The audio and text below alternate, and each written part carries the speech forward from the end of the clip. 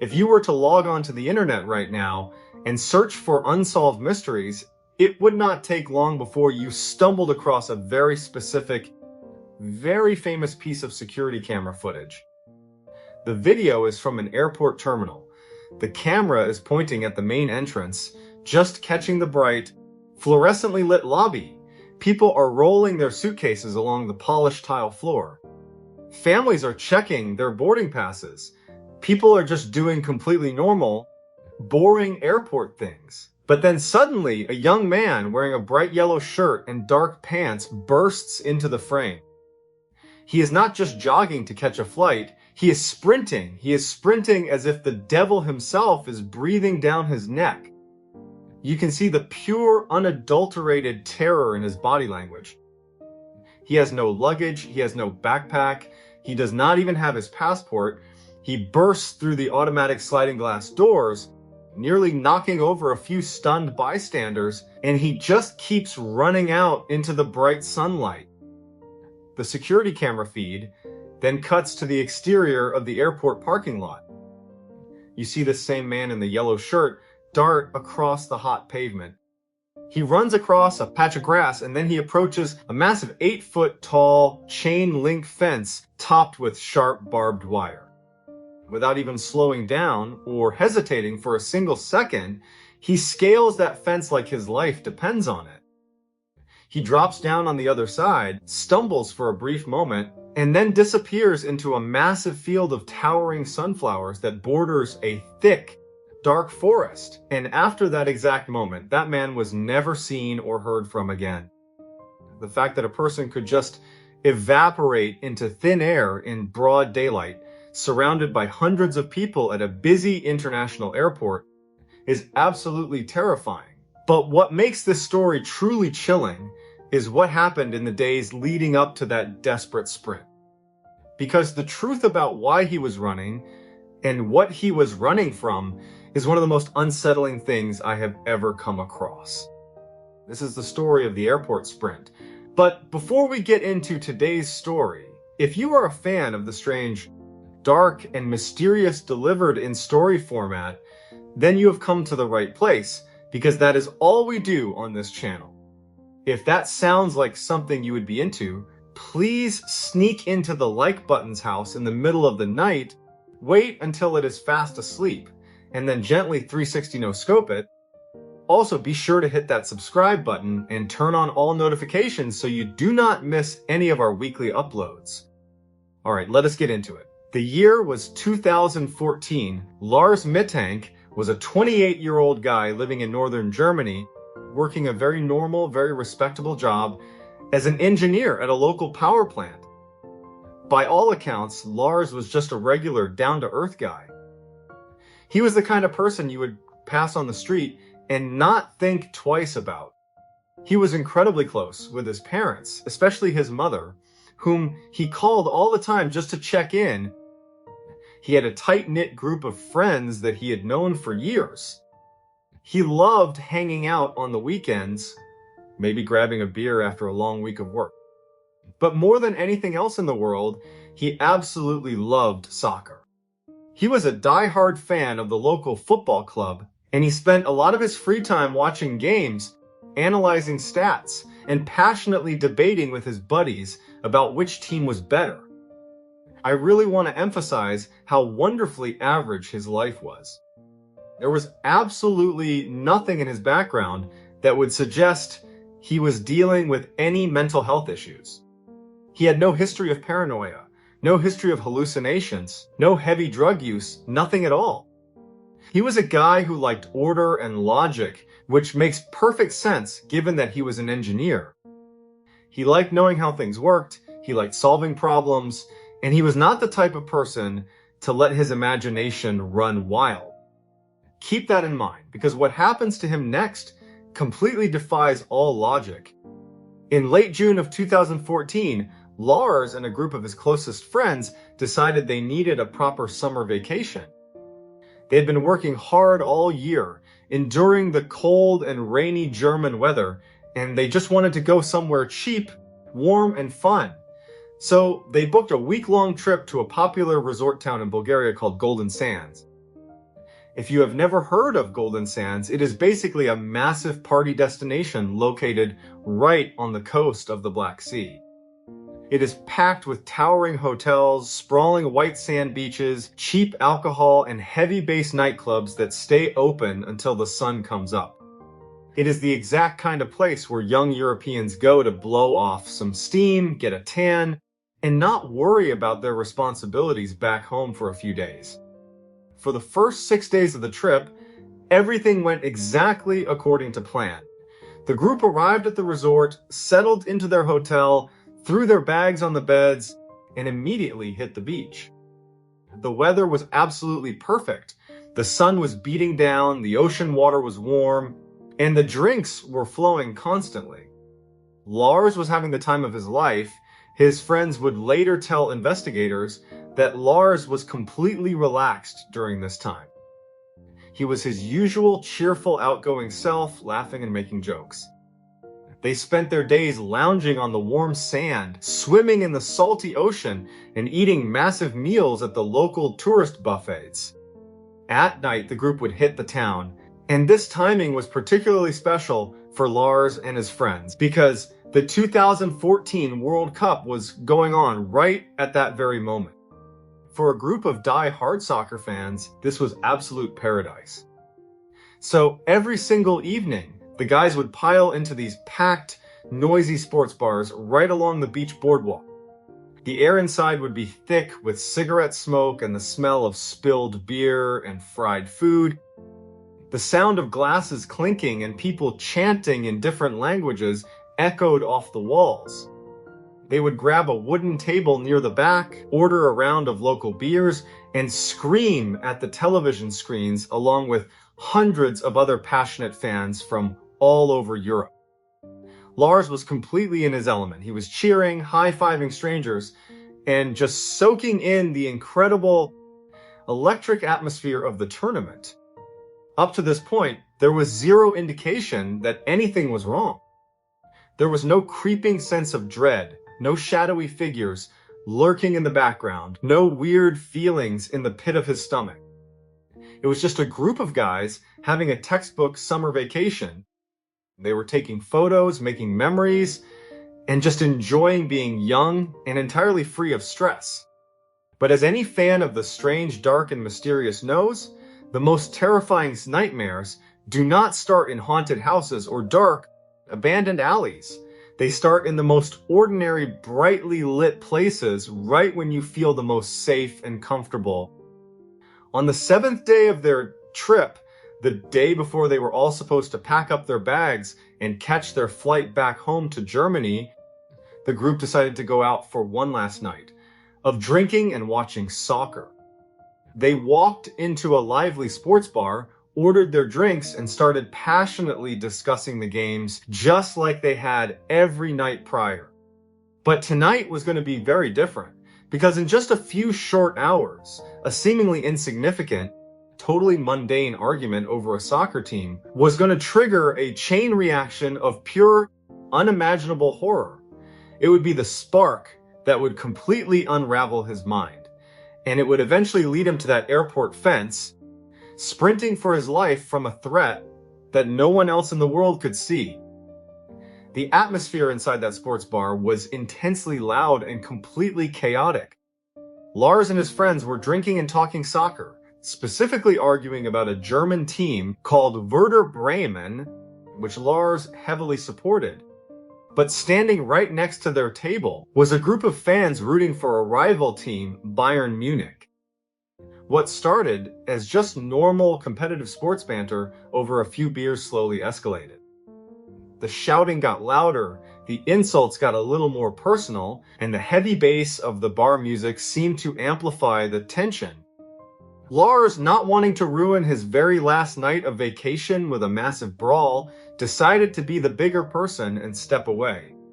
He leaned over the table, told his friends he was going to go grab some food at a nearby fast food stand to cool off, and he walked out the front door, leaving the loud music and the shouting behind him. His friends stayed behind at the table, naturally assuming Lars would just grab a quick bite and be back in 15 or 20 minutes. but he never came back to the bar. The rest of the night passed, and his friends eventually stumbled out into the warm coastal air and headed back to their hotel room, figuring Lars had just gotten tired and gone straight to bed. But the next morning, when the sun came up and they finally saw Lars, they realized something was very, very wrong. Lars looked utterly exhausted, his skin was pale, and he was holding the left side of his head, wincing in obvious pain. He told his friends that shortly after he left the restaurant the night before, he was suddenly jumped. He believed it was the rival soccer fans from the bar, or maybe local thugs hired by them. They had cornered him in a dark, empty street and beaten him up. It was not a life-threatening beating, but during the scuffle, they had delivered a very hard, direct blow to the side of his head, right over his left ear.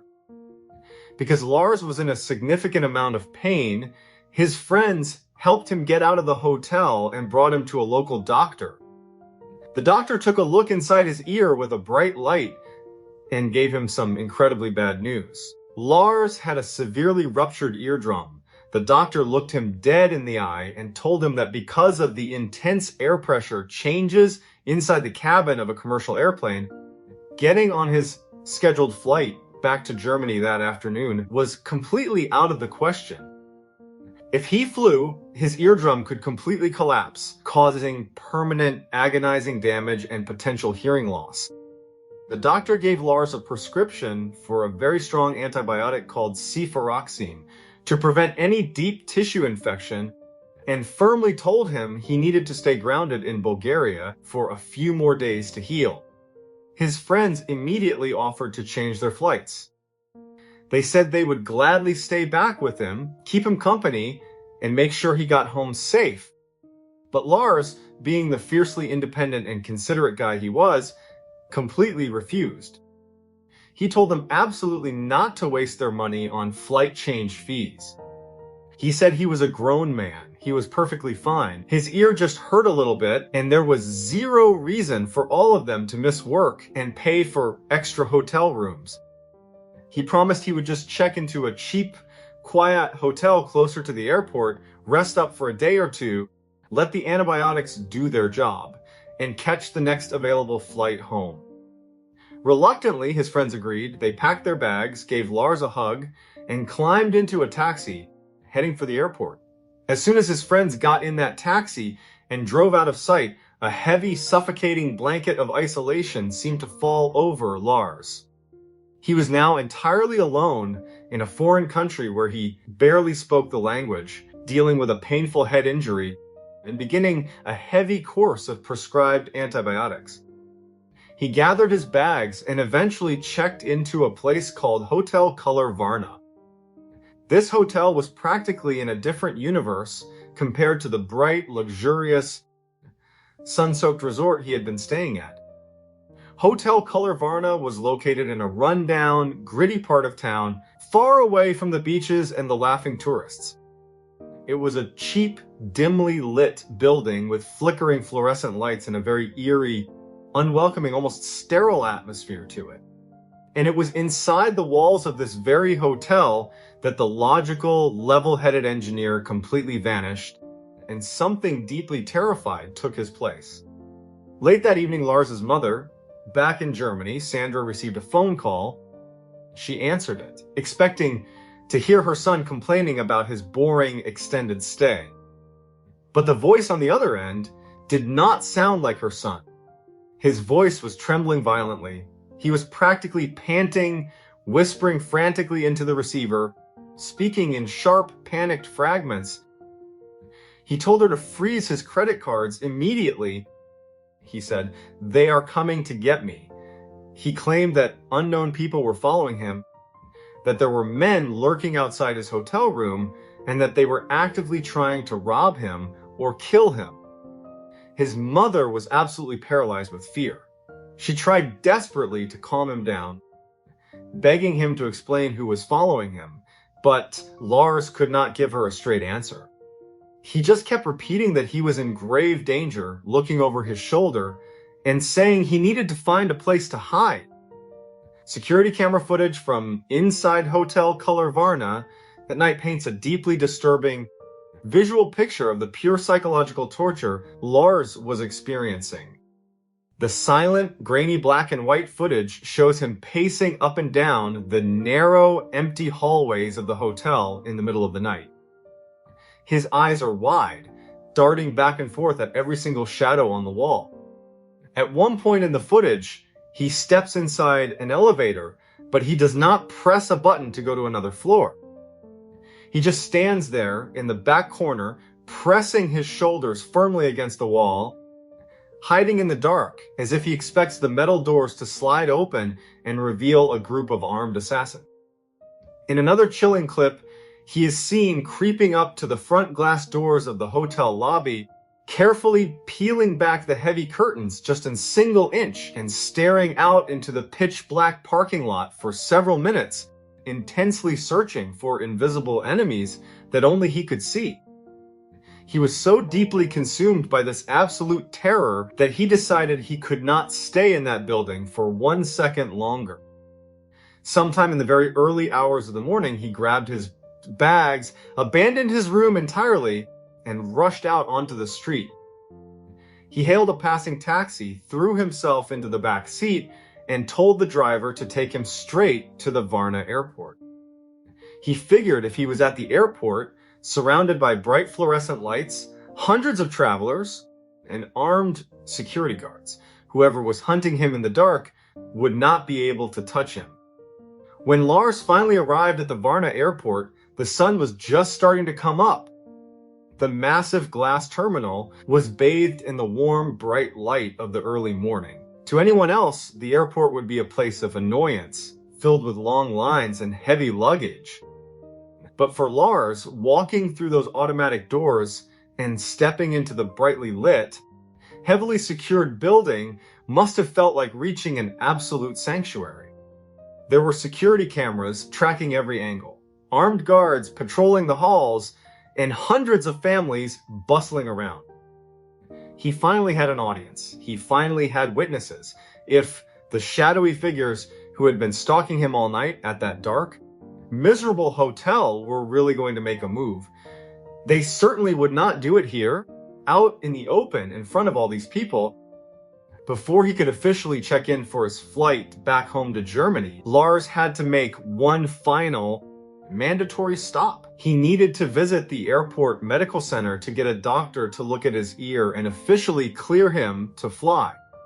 If the doctor said his eardrum was still too weak, the airline would not let him board the plane. He found the small medical clinic tucked away in the corner of the terminal, walked inside, and sat down in the sterile white examination room with the resident physician, Dr. Kostov. For the first 15 or 20 minutes of this appointment, everything seemed completely normal. Dr. Kostov was very calm and professional. He asked Lars about his pain levels, checked his vitals, and then picked up his medical flashlight to examine the ruptured eardrum. Lars sat perfectly still. He was anxious, of course, but he was holding it together. After a thorough examination, Dr. Kostov turned off his flashlight, smiled, and delivered the exact news Lars had been praying for. The doctor told him the eardrum was healing remarkably well. The tissue was stabilizing, and he was officially cleared to fly. Think about the immense, overwhelming wave of relief that must have washed over Lars in that exact second. The nightmare was finally over. He had his bags, he had his passport in his pocket, his plane ticket was secured. All he had to do was walk out of this small room, go through a standard security checkpoint, sit on a commercial airplane for 2 short hours, and he would be back in Germany, safe and sound in his mother's house. He had survived whatever he thought was chasing him. But then the handle on the examination room door slowly turned. The door pushed open, and a man stepped into the room. It was not a doctor, it was not a nurse, it was just a random airport construction worker wearing a bright, high-visibility vest. He was doing some routine renovations down the hallway and had just popped his head into the clinic to ask the doctor a mundane, everyday question about some building materials. But to Lars, this was not a construction worker. In his fragile, completely fractured state of mind, this was the assassin. This was the man who had been hiding in the shadows outside his hotel window. This was the man who was finally here to kill him. Dr. Kostov watched in absolute shock as Lars's entire demeanor shattered into a million pieces. The color completely drained from his face. His eyes went incredibly wide, filled with a primal, animalistic terror. Lars suddenly leaped out of his chair, his chest heaving as he gasped for air. He looked at the doctor, looked at the construction worker, and screamed at the top of his lungs, "I do not want to die here. I have to get out of here." In a frantic, blind panic, Lars did something that completely sealed his tragic fate. He dropped his heavy backpack onto the floor of the clinic. But he did not stop there. He reached into his pockets and frantically pulled out his cell phone, his wallet, and his passport, and he threw them all onto the floor. He stripped himself of his entire identity, his money, and his only means of calling for help. And then he shoved his way past the bewildered construction worker, sprinted out of the medical office, and ran into the main lobby. And this brings us right back to that chilling security camera footage we talked about at the very beginning. Lars, wearing his yellow shirt, tearing through the airport terminal, knocking past shocked travelers, bursting through the sliding glass doors, and sprinting across the hot asphalt of the parking lot. He runs toward the perimeter of the airport property, his arms pumping wildly. He reaches that massive 8-foot-tall chain-link fence topped with razor-sharp barbed wire. Most people would look at that fence and stop, realizing they were trapped. But Lars did not even break his stride. Fueled by pure, unadulterated adrenaline, he scrambled up the metal links, completely ignoring the barbed wire tearing at his clothes, dropped down onto the dirt on the other side, and ran straight into a massive, sprawling field of towering yellow sunflowers. The bright yellow flowers quickly swallowed his bright yellow shirt, and within seconds, he was entirely gone. When the local police arrived, they assumed they would find him hiding in the field, maybe dehydrated and scared, but very much alive. They brought in tracking dogs. They launched flying drones equipped with thermal imaging cameras to scan the entire forest bordering the sunflower field. They handed out thousands of missing person flyers. His mother, Sandra, even hired a highly expensive private investigator to scour the Bulgarian countryside. They found absolutely nothing, not a shred of clothing, not a footprint, not a single clue.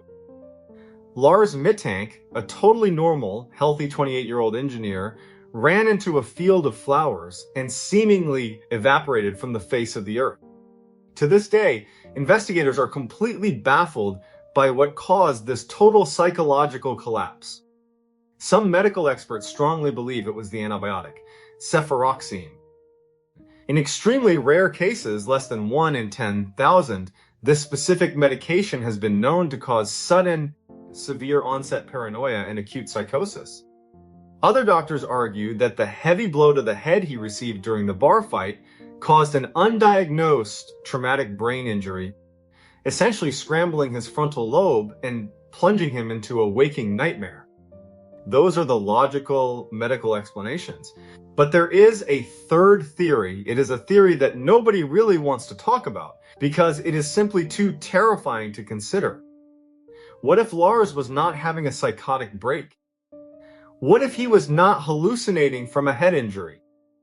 What if, on that dark street after the bar fight, he saw something he was never supposed to see or crossed paths with the wrong group of extremely dangerous people? What if every single word he whispered to his mother on that phone call was the absolute truth? We will likely never know the answer. Lars left all his belongings on that doctor's floor, ensuring he could never be tracked.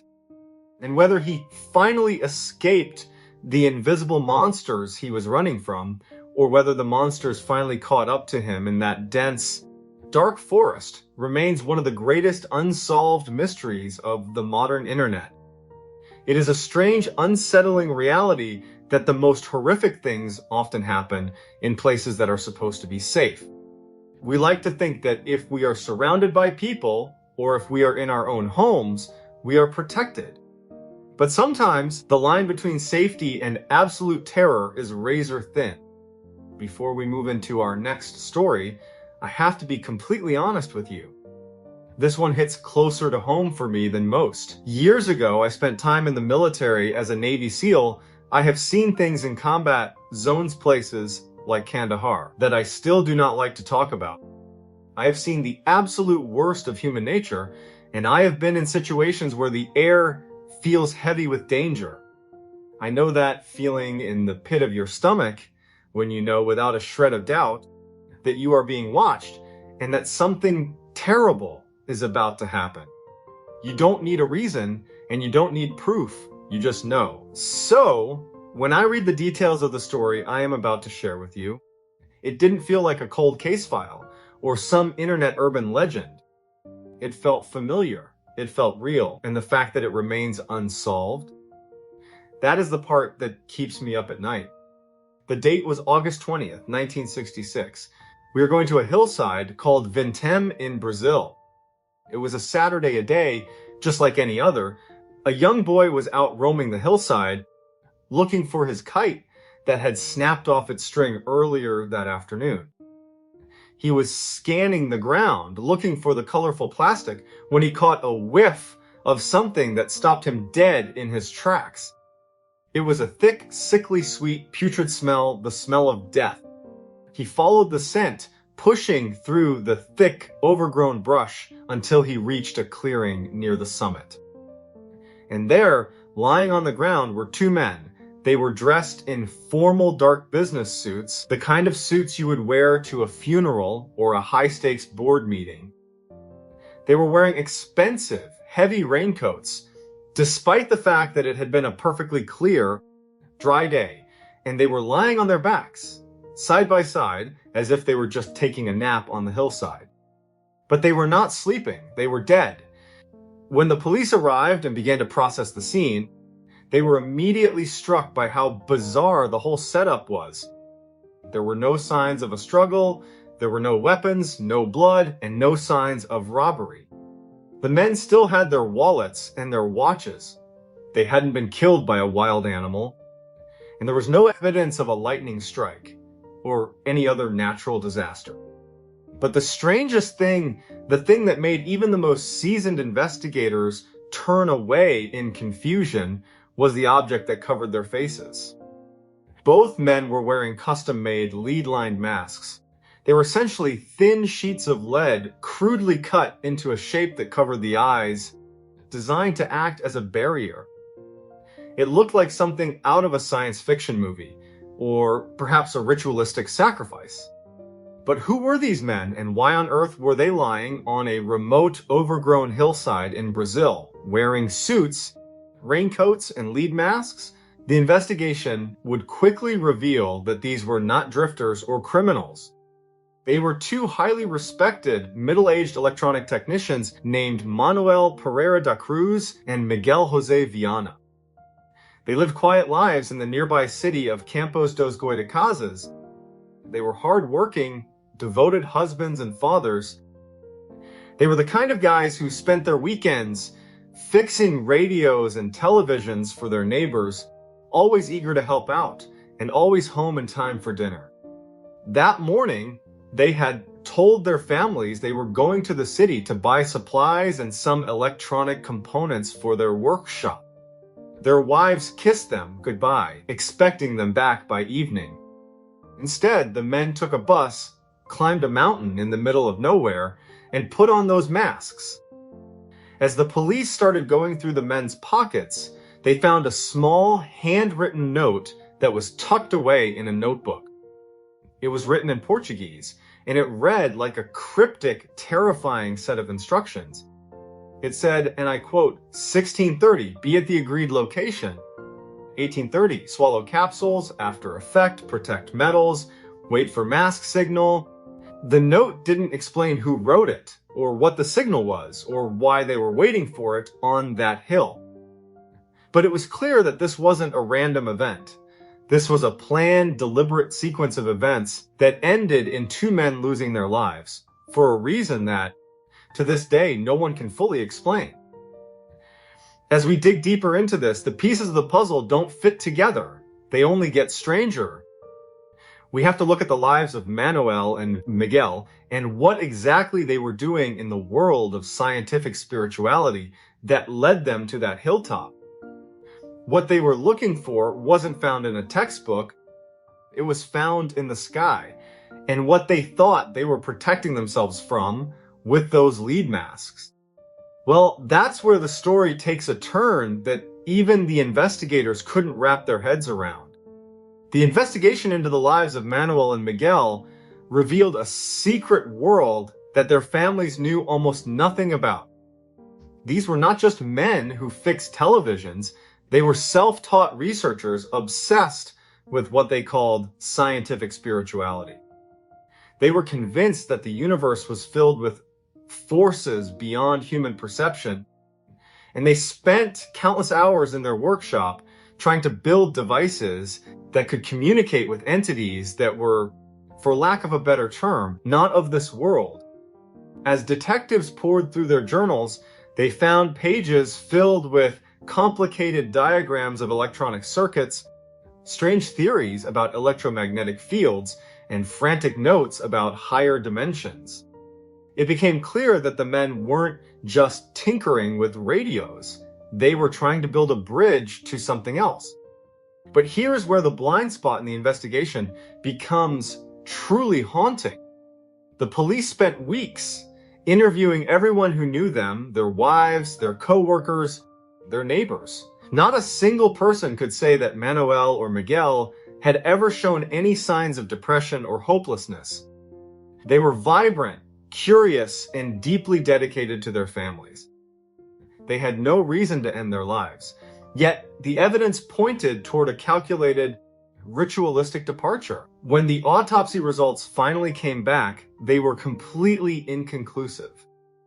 The coroner suspected poisoning, but because the bodies had been left out in the elements for days before they were discovered, any traces of toxic substances had long since broken down. They were essentially looking for a ghost of a chemical. But the most disturbing part of the scene wasn't what was missing, it was what was present. Beside their bodies, the police found a small bottle of water, a towel, and a notebook with that eerie, time-stamped instruction. Why would you bring a towel if you were going to die? Why would you need water if you were waiting for a signal? It felt like they were preparing for an arrival. As the local authorities started piecing together the timeline, a strange pattern began to emerge. A woman living near the base of the hill came forward with a story that the police initially dismissed as nonsense. She claimed that on the afternoon of August 20th, while she was looking out her window, she saw a strange orange-colored object descending from the sky. She described it as a luminous circular craft that hovered silently over the summit of Vintam Hill for several minutes before shooting upward and vanishing into the clouds. When the police asked her why she hadn't reported it sooner, she told them, "Who would believe me?" At the time, the lead mask mystery became a national sensation in Brazil. It was featured in newspapers and on television, sparking a frenzy of theories. Some suggested it was a botched cult ritual, a group experiment gone wrong. Others whispered about clandestine government testing or even contact with an extraterrestrial intelligence that went horribly awry. The lead masks were the focal point of all these theories. Scientists weighed in, explaining that lead is used to shield against radiation. If these men truly believed they were about to encounter a source of high-frequency energy like a craft from the sky, the masks might have been their version of a safety helmet, a desperate, flawed attempt to shield their eyes from a blinding light. But even if you accept that theory, you are left with the most terrifying question of all. Did they actually see it? If they were sitting there on that hilltop, waiting for the signal mentioned in their notes, and the signal actually appeared, what did they see that made them swallow those capsules? Was it an invitation or was it a warning? The investigation eventually stalled. There were no more leads, no more witnesses, and no more evidence. The file was closed, but it was never resolved. Manuel and Miguel went to that hill as two men looking for answers to the deepest questions of existence, and they left behind a puzzle that has haunted every investigator who has ever looked into it. They wanted to see beyond the veil of our reality, and on that quiet, sunny afternoon in August, it seems like they finally got their wish. But whatever they saw on that summit, they took the truth with them into the grave. We are now going to transition from the mysteries of the mountains of Brazil to a story that unfolded in the frigid, unforgiving wilderness of California. This case is often compared to the Dyatlov Pass incident, but there is something about it that is even more unsettling. It involves 5 men, a perfectly functional car, and a series of decisions that defy every ounce of human logic. The year was 1978. In Yuba County, California, there lived a group of 5 young men, Jack Madruga, Bill Sterling, Jackie Hewitt, Ted Waher, and Gary Mathias. They ranged in age from 24 to 32. Now, it is important to understand that all 5 of these men had developmental disabilities or mental health challenges. They were incredibly close-knit, almost like brothers. They were gentle souls, deeply loved by their families. They were the kind of people who never, ever stayed out late, never missed their nightly phone calls home, and certainly never ventured into dangerous or unknown territory. They were creatures of habit, safe, supervised, and incredibly predictable. On the night of February 24th, 1978, they all piled into Jack Madruga's 1969 Mercury Montego. They told their families they were going to Chico, a town about 50 miles away, to watch a college basketball game. They were pumped up. They bought snacks at a local market, joked around, and drove off into the night. It was a simple, normal Friday night plan, but the night would not end in Chico, and none of these men would ever make it back home. The next morning, when none of them showed up, their families didn't wait around. They knew their boys. They knew they would never, under any circumstances, just disappear. They called the police immediately, and the investigation began. The first thing the authorities did was try to retrace their path. They found the market where the men bought their snacks, and they spoke to the clerk, who remembered them clearly. They were in good spirits, perfectly normal, acting exactly like the young men their families knew. But then the trail took a hard, confusing turn. Instead of driving home after the basketball game, or even staying in the vicinity of Chico, the men drove their car in the complete opposite direction. They headed straight up into the mountains toward the Plumas National Forest. This was high elevation territory. It was deep winter. The roads were treacherous, covered in heavy, packed snow and ice. It was the last place in the world that 5 young men with limited life experience should have been. A few days later, a forest ranger patrolling a remote logging road miles up the mountain found the car. It was the Mercury Montego. It was sitting right in the middle of a narrow snow-covered track. The police examined the vehicle and were immediately struck by how bizarre the situation was. The car was not wrecked. It wasn't crashed into a tree or driven off a cliff. It was simply stuck in a very light drift of snow. In fact, the car was perfectly operational. The tank was still half full of gas. There was plenty of food still sitting in the back seat. The snacks they had bought at the market were untouched. The keys were gone, but the doors were unlocked. Now, think about this for a second. These were 5 grown men. If the car got stuck in a little bit of snow, they could have easily gotten out, pushed it, and been on their way. Even if they couldn't push it, they had enough food to wait inside the car for days until help arrived. But they didn't do that. Instead, they abandoned the car entirely. They stepped out into the freezing, sub-zero mountain night, wearing nothing but light jackets and sweaters, and they started walking. They walked away from the warmth of the car, away from their food, and deeper into the dark, silent forest. But the most chilling piece of evidence came from a man named Joe Shans. Joe was a local who had also been driving in the area that night. He had gotten his own car stuck in the snow just a few miles away from where the mercury would later be found. As he sat in his car, struggling with a massive heart attack, he claimed he saw a group of people walking along the road. He said he saw a woman carrying a baby, he heard voices, he saw flashlights, he yelled out, begging them to help him, pleading for someone to call an ambulance. And then something truly terrifying happened. According to Joe, the group of people heard him. They turned off their flashlights and they went completely deathly silent. They didn't call back, they didn't offer help. They just vanished into the shadows, leaving a dying man alone in the snow. The police were convinced that the group Joe saw had to be the Yuba County Five. But why would they ignore a man screaming for help? And where were they heading in the middle of a blizzard, without supplies, walking into the frozen void of the mountains? The answers, as you will see, are far more disturbing than anyone could have imagined. As the weeks turned into months, the crushing silence of the Sierra Nevada mountains kept its secrets. The families of the five men were living in a nightmare of not knowing, clinging to the slim hope that their sons had somehow found shelter in a remote cabin. But as the winter snows began to melt in June of 1978, that hope was violently ripped away. A Forest Service employee was checking on a remote, government-owned trailer, a trailer used by forest rangers as a base of operations during the summer. It was located 19 miles away from where the car had been found. 19 miles.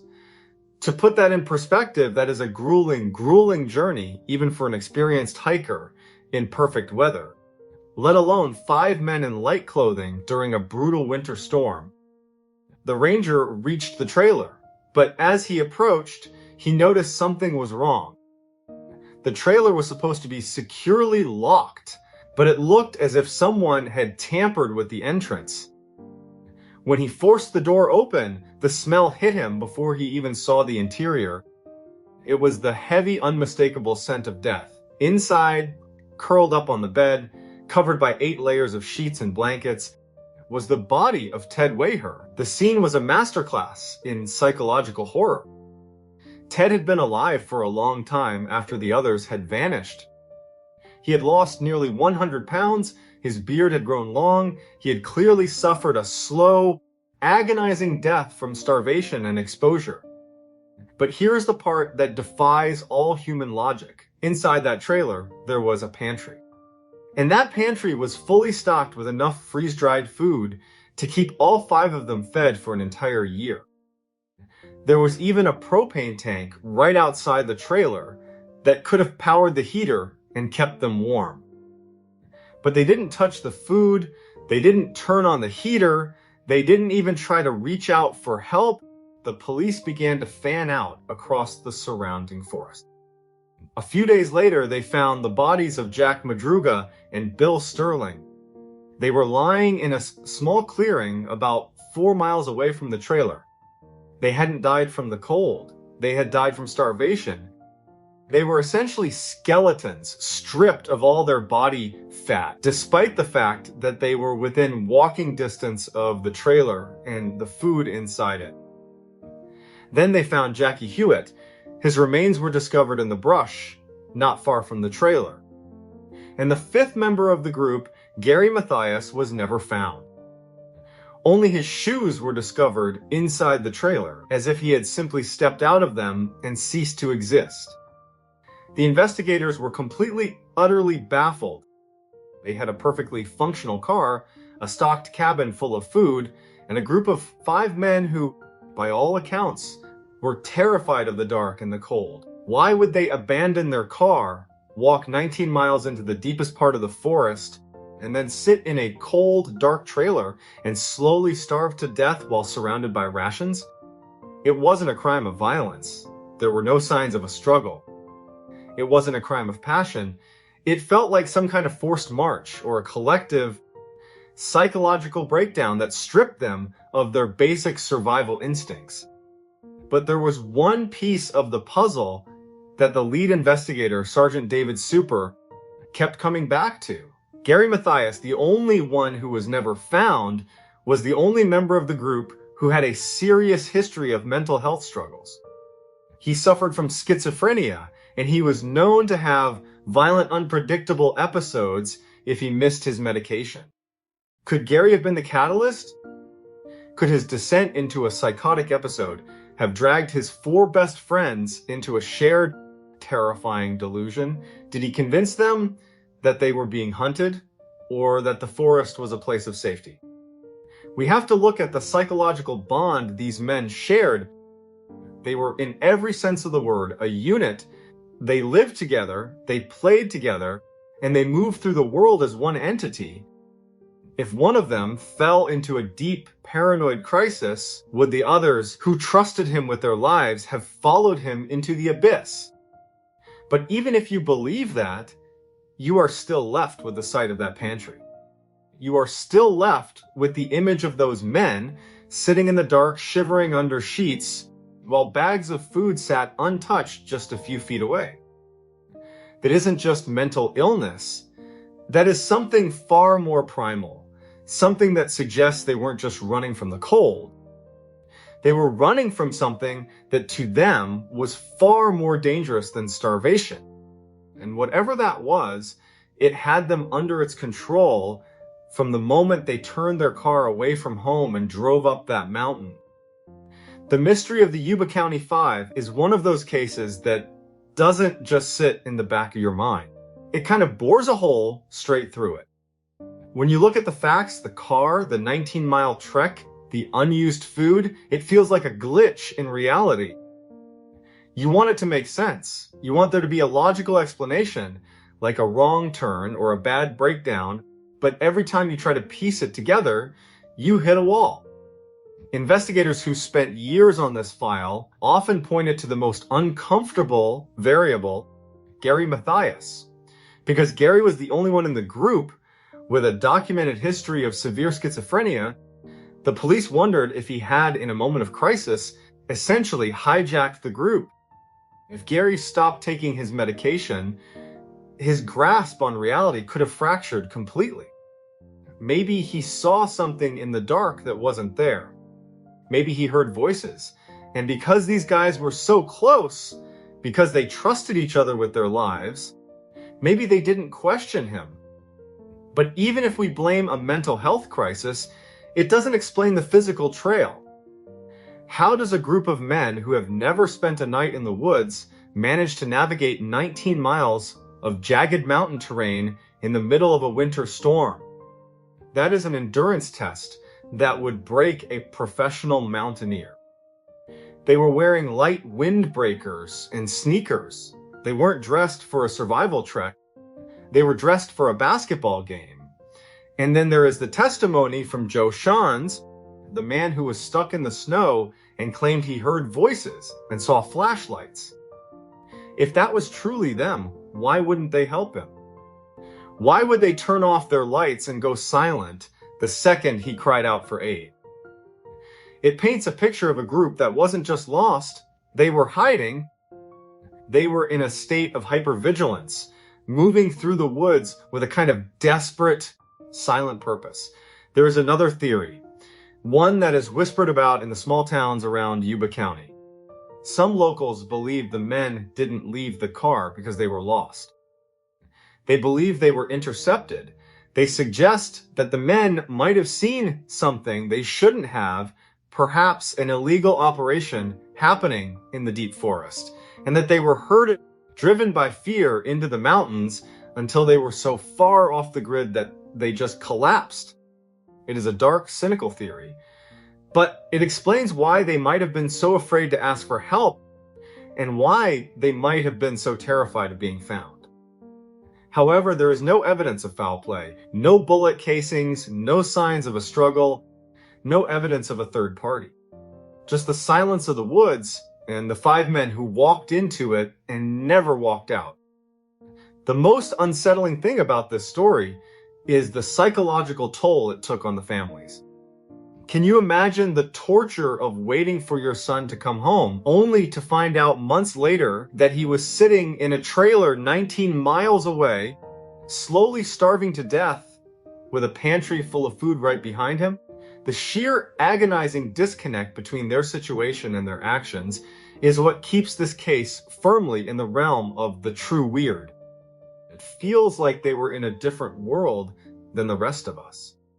It is as if the moment they turned that car away from Chico and headed toward the mountains, they slipped out of our reality and into a trap of their own making. We talk about the blind spots of an investigation, the things that detectives can't see because they don't know where to look. In this case, the blind spot might be the nature of the group dynamic itself. We assume that 5 men will act as 5 individuals, but when you have a group this tight, they act as a single collective organism. If the organism is afraid, the entire unit is afraid. If the organism is confused, the entire unit is confused. But the question remains, what were they so afraid of? And why was it so much scarier than death itself? The Yuba County 5 left us with a haunting legacy. They remind us that the human mind is a fragile thing, capable of creating its own prison, and that sometimes the most dangerous place in the world isn't a dark alley or a haunted house. It is the space inside our own heads when the lights go out. As we look back at these 3 cases, Lars Mittank in the sunflower field, the men in the lead masks on the hilltop, and the 5 friends lost in the California snow, there is a common thread that pulls them all together. It is the realization that reality is thinner than we think. We like to believe that we are in control, that our logic is sound, and that the world operates by a set of rules that we can understand. But these stories prove that the world can, at any given moment, stop making sense. And when it does, there is nowhere left to run. The ending of the Yuba County 5 mystery is a jagged, broken edge that refuses to be smoothed over. It is a story that defies the tidy, comfortable endings we are used to in true crime.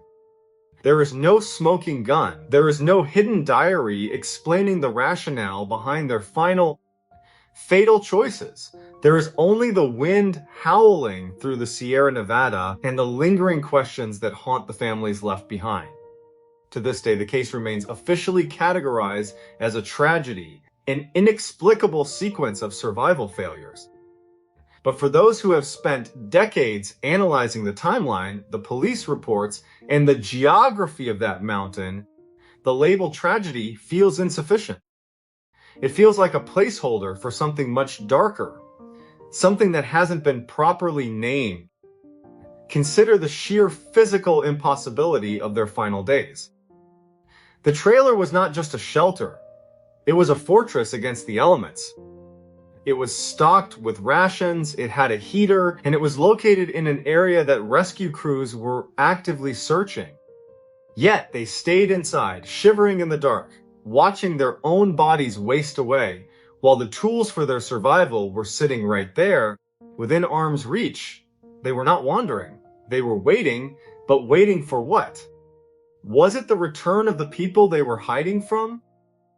Were they afraid that if they made a fire, if they made a noise, or if they opened the pantry, they would be revealing their location to someone or something that had pursued them into the woods?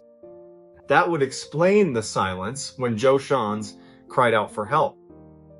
That would explain why they moved as a unit, why they abandoned the car, and why they hunkered down in the furthest, most remote location they could find. If we accept the possibility that they were hiding, the entire dynamic shifts. They weren't 5 men experiencing a mental health crisis. They were 5 men under siege. And the most terrifying part of that realization is that we still have no idea who the aggressor was. As an investigator, you learn to look for the why. In every crime, there is a motive, but in this case, the motive is as cold as the mountain air. Why target 5 vulnerable men with no money, no influence, and no secrets? It doesn't track, and that is exactly why this story has persisted in the collective consciousness for nearly 50 years. It is a puzzle where the pieces don't just fail to fit, they seem to belong to entirely different boxes.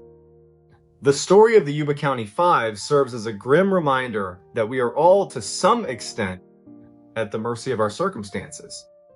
We trust that the world will remain logical, that our cars will drive us home, and that if we are in danger, help will be just a shout away. But for these 5 men, those rules stopped applying the moment they veered off the road. Whatever took them, whatever drove them into that frozen wilderness, it left no witnesses.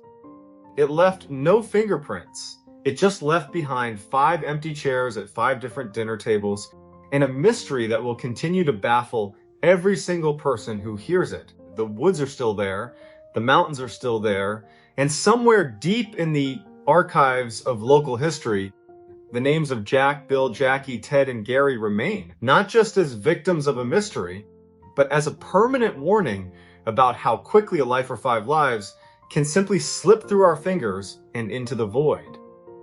Whether we are talking about Lars Mittank, who vanished into a field of flowers after seeing something that no one else could, the 2 technicians found on a hilltop in Brazil with lead masks over their eyes, or the 5 friends who walked into the frozen mountains of California and simply refused to come back out, these stories share a common thread.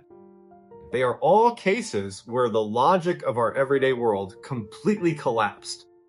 We look for reasons, we look for medical explanations, for mistakes, or for hidden agendas. We want to believe that there is a why at the end of every dark road. But sometimes when you dig deep enough, you realize that the world is far more chaotic, far more fragile, and far more terrifying than we like to admit. Sometimes there is no why, there is only the mystery and the chilling realization that we are not nearly as in control of our own lives as we think we are. These men weren't looking for trouble, they were living their lives, following their routines, and believing in the safety of the world around them until they weren't. And that is what makes these stories so deeply unsettling. They remind us that the line between the ordinary and the impossible is much thinner than we ever dared to imagine. I want to know what you think. Do you believe there was a logical explanation for these events that the investigators just missed? Or do you think there are forces at play, things we don't understand, that can simply reach into our world and pull us into the shadows? Or perhaps is the human mind itself capable of creating its own nightmare, a psychological abyss so deep that there is no climbing out? Drop a comment below and let me know your theories.